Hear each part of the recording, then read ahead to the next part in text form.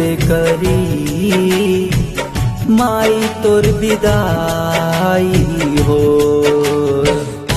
9 दिन नवरात्र में आचरा बढ़ा के बेटवा पर अपना प्यार लुटा के कहाँ जात बाड़ू छोड़ के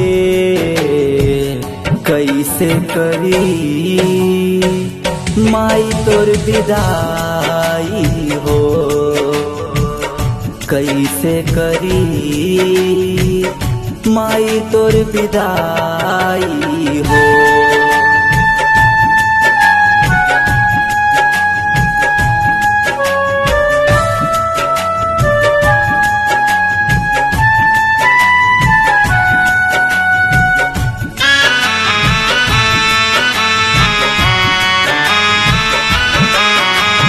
थर थर कांपे हमरो शरीरिया मूर्ति जब उठाई।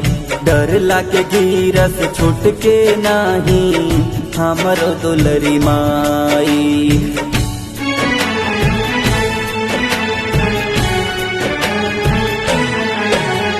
थर थर कांपे हमरो शरीरिया मूर्ति जब उठाई।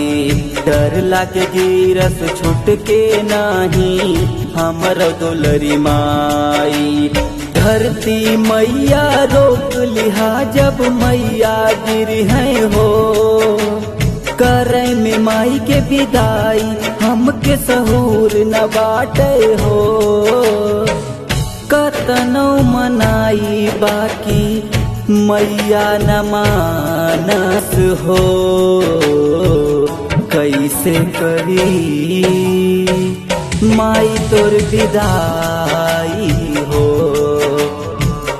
कैसे करी माई तोर विदाई हो।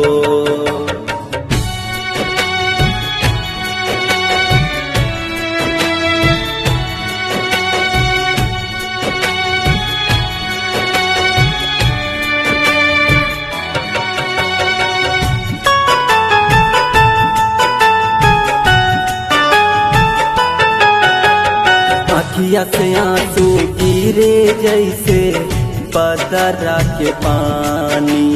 कहवा जात बाड़ू छोड़ के घरवा बोला महारानी।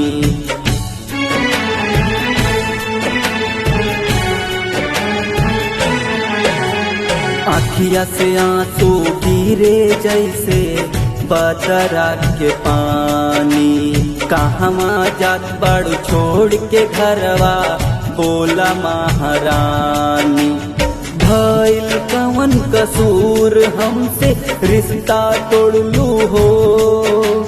बेटवा ब्रजेश के सर से आपन अचरा हटौलू हो। अब न सहाई माई तू हर जुदाई हो। कैसे करी माई तोर विदाई हो। कैसे करी माई तोर विदाई हो।